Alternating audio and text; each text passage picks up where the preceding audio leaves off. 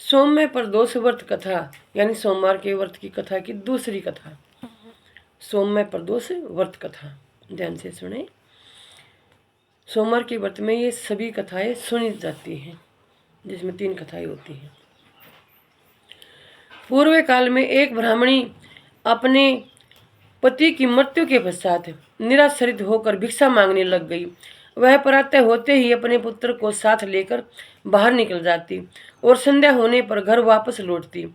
एक समय उसको विदर्भ देश का राजकुमार मिला, जिसके पिता को शत्रुओं ने मारकर उसको राज्य से बाहर निकाल दिया था।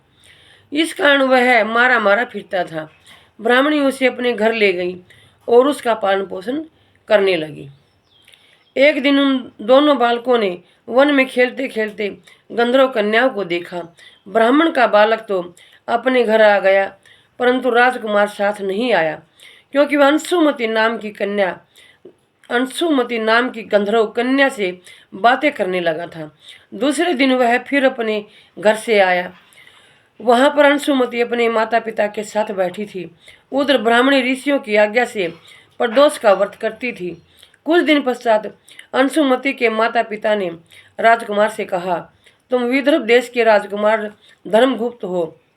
हम श्री शंकर जी की आज्ञा से अपनी पुत्री अंशुमती का विवाह तुम्हारे साथ कर देते हैं। फिर राजकुमार का विवाह अंशुमती के साथ हो गया। बाद में राजकुमार ने गंधर्व राज की सेना की सहायता से विदर्भ देश पर अधिकार कर लिया और ब्राह्मण के पुत्र को अपना मंत्री बना लिया। यथार्थ में यह सब उस ब्राह्मणी के प्रदोष व्रत करने का फल था।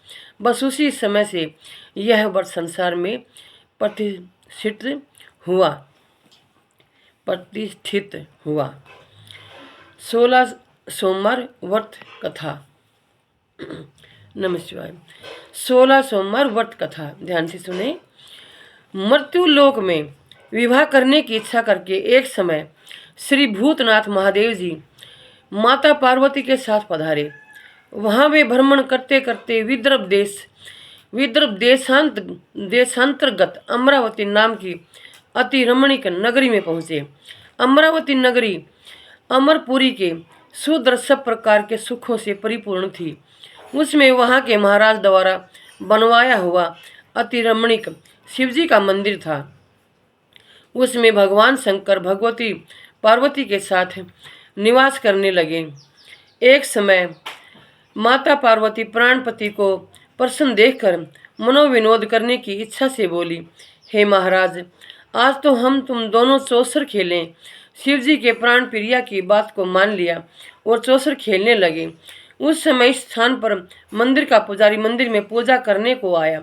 माता जी ने ब्राह्मण से प्रश्न किया, पुजारी जी बताओ, इस बाजी में दोनों में किसकी जीत होगी? ब्राह्मण बिना विचारे ही शीघ्र बोल उठा, महादेव जी की जीत होगी। थोड़ी देर में बाजी समाप्त हो गई और पार्वती जी की विजय हुई। अब तो पार्वती जी ब्राह्मण को झूठ बोलने के अपराध के कारण शाप देने को उद्यत हो गई। तब महादेव जी ने पार्वती जी को बहुत समझाया, परंतु उन्होंने ब्राह्मण को कोढ़ी होने का श्राप दे दिया। कुछ समय बाद पार्वती जी के शापवश पुजारी के शरीर में कोढ़ पैदा हो गया। इस कारण पुजारी अनेक प्रकार से दुखी रहने लगा। इस तरह के कष्ट भोगते हुए बहुत दिन हो गए। एक दिन देवलोक की अप्सराएं शिवजी की पूजा करने उसी मंदिर में पधारी और पुजारी के कोढ़ के कष्ट को देख बड़े दया भाव से उससे रोगी होने का कारण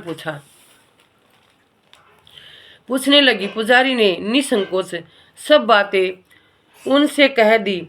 वे अप्सराएं बोली, हे पुजारी जी, अब तुम अधिक दुखी मत होना, भगवान शिवजी तुम्हारे कष्ट को दूर कर देंगे।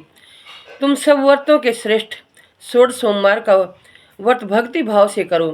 पुजारी अप्सराओं से हाथ जोड़कर विनम्र भाव से 16 सोमवार व्रत की विधि पूछने लगा। अप्सराएं बोली, जिस दिन सोमवार हो उस दिन भक्ति के साथ व्रत करे। स्वच्छ वस्त्र पहने, आधा सेर गेहूं का आटा ले, यानी 3 पावों से के बराबर उसे बना ले। मीठा भात और गुड़ डाल के 3 पाव बना ले। उसके 3 अंगा बनाए और घी गुड़ दीप नवेद पुंगी फल बेलपत्र जनेऊ जोड़ा चंदन अक्षत पुष्पादि के द्वारा प्रदोष काल में भगवान शंकर का विधि से पूजन करें। तत्पश्चात उन 3 अंगों में से एक शिवजी को अर्पण करें, बाकी 2 को शिवजी की प्रसादी समझकर बांट दे और गौ माता को दे, और एक को स्वयं अपने आप उसे व्रत खोले यानी सेवन करे, जनों में बांट दे और ये सब और आप भी प्रसाद ले। इस विधि से 16 सोमवार व्रत करें। तत्पश्चात 17वें सोमवार के दिन पाव सेर पवित्र गेहूं के आटे की बाटी बनाए, तदनुसार घी और गुड़, मतलब 5 सेर गेहूं के आटे की बाटी बनाए, तदनुसार घी और गुड़ मिलाकर चूरमा बनाए और शिवजी को भोग लगाकर उपस्थित भक्तों में बांटे। पीछे आप सकुटुंब प्रसादी ले तो भगवान शिवजी की कृपा से उसके मनोरथ पूर्ण हो जाते हैं। ऐसा कहकर अप्सरा इस सरोवर को चली गई। ब्राह्मण ने यथाविधि 16 सोमवार व्रत किया। सोमवार व्रत किया तथा भगवान शिवजी की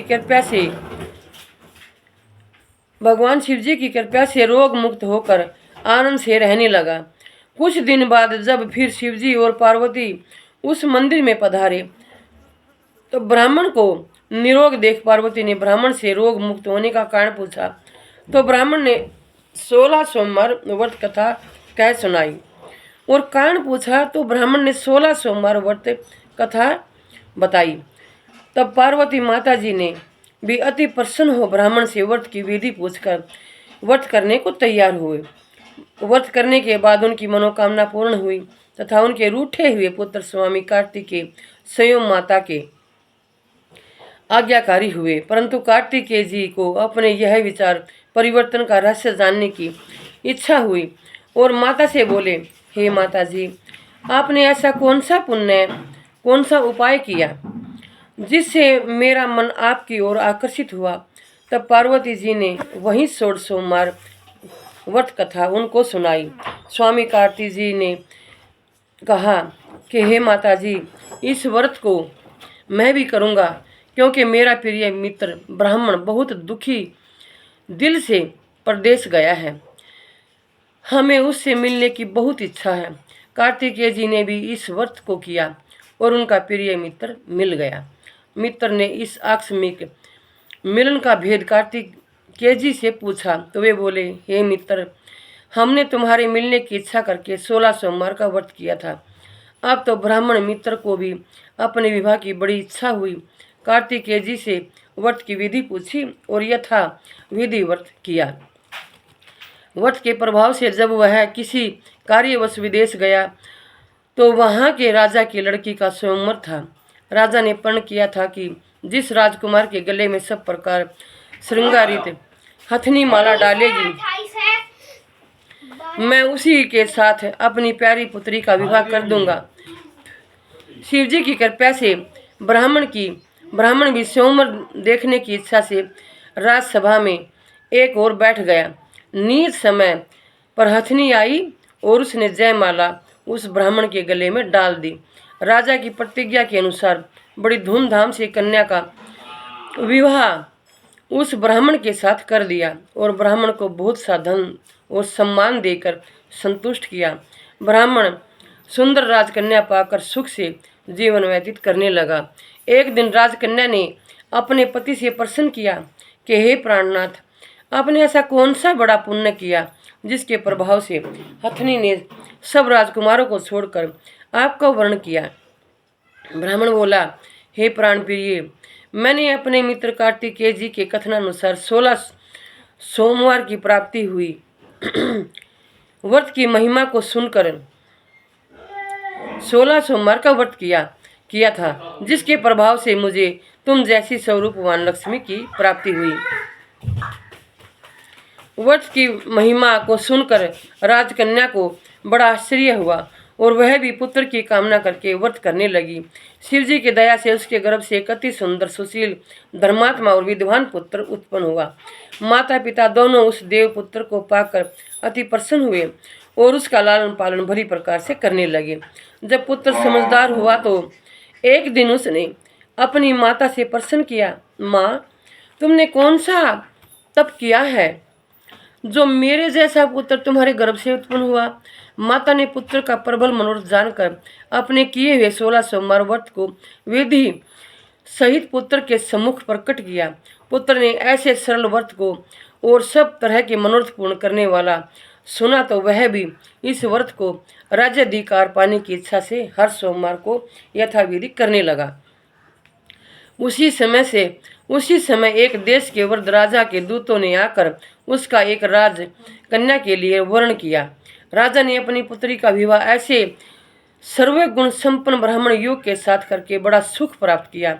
वृद्ध राजा के दिवंगत को हो जाने पर यही ब्राह्मण बालक गद्दी पर बिठाया गया, क्योंकि दिवंगत भूप के कोई पुत्र नहीं था। राज्य का अधिकारी होकर भी वह ब्राह्मण पुत्र अपने 16 सोमवार के व्रत को करता रहा।